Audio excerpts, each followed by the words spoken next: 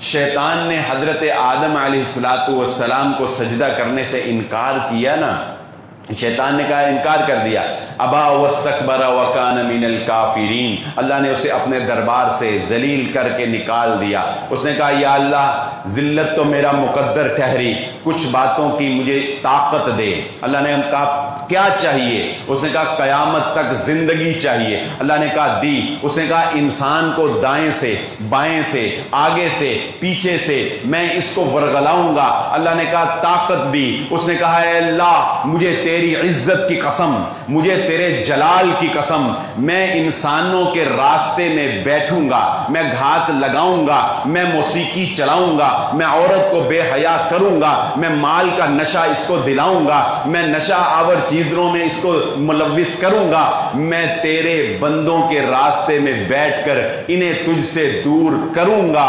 اللہ نے بھی پھر کہا سن ابلیس، مجھے بھی میری عزت کی قسم، مجھے میرے جلال کی قسم، اگر تو میرے بندوں کو گمراہ کرے گا تو میرا بھی یہ اعلان اپنے بندوں کے لیے ہے، جب تک میرے بندے مجھ سے معافی مانگتے رہیں گے میں انہیں معاف کرتا رہوں گا۔